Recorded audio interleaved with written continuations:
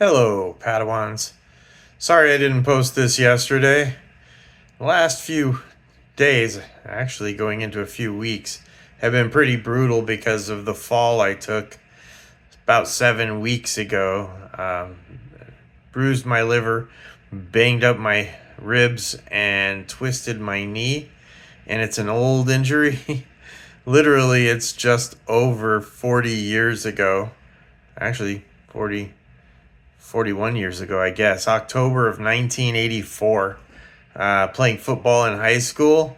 I recovered a fumble, which meant I would have gotten, I don't remember how many plays it is, like 2 or 3 plays at varsity.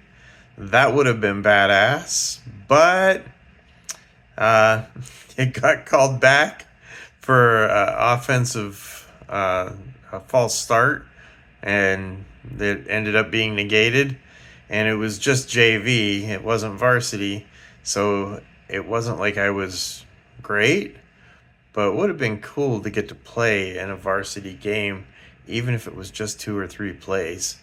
Um, I was getting better by that time, as per getting the fumble recovery, which was pretty cool. My teammates used to say "carve 'em up, Carver" when I was going into games, and I didn't know if they were ribbing me or if they were supporting me. It wasn't until my 10-year reunion and they were still saying it that made me realize they liked me. And that would have been useful information in high school. But nonetheless, it was a cool experience at my 10-year reunion. And I also got to go to my 30 and now 40. And I had some great classmates. And I went to my 40 in Phoenix in Deer Valley and got to meet some of the people I went to high school back then. But it's been a long time. But shout out to all of the people who just, were good friends or decent classmates. It's been a long, long journey getting to here. But anyway, twisted my knee and it's been killing me for weeks. Today I feel better, as you can tell by my smile and demeanor. Anyway, we've got a Thursday night game. The New York Jets at the New England Patriots. I am obviously going with the Patriots. They are way better than the Jets.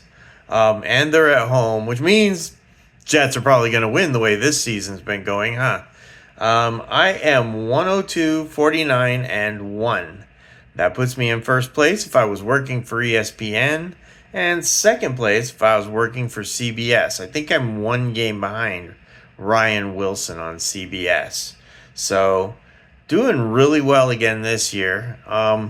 Would be nice to gain a little bit of distance between all those people. Still not sponsored, so if you want to sponsor me, let me know. Other than that, I'm giving it one more week for them to respond to me. If they don't, I'm going to go see if Talking Stick, which is between me and Phoenix, is interested in having somebody willing to come and do shows or whatever. Like, I'm willing to host like Thursday Night Football or something like that just to try and get people in there.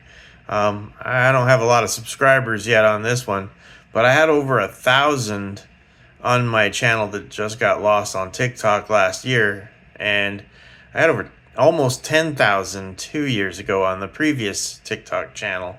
So I'm not going back to TikTok because I'm tired of getting shadow banned and not having any way of protesting or explaining or pleading my case. It's just not the way things should work. You shouldn't be able to just take somebody off the air because you don't like what they say.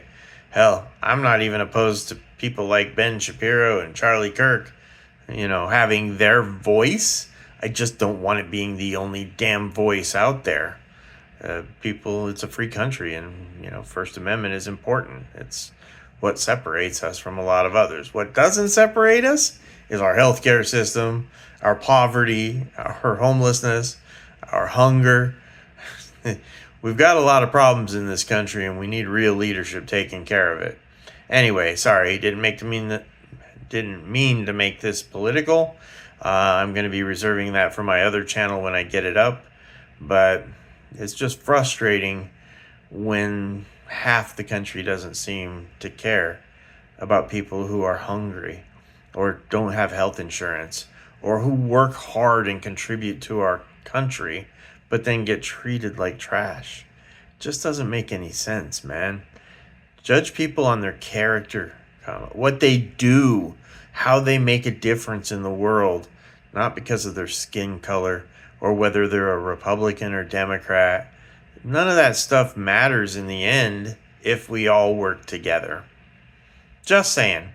It's been a frustrating couple of months watching everything collapse around us. But I hope you are safe and well. Hoping to get a little bit more subscribers. Oh, by the way, one other thing.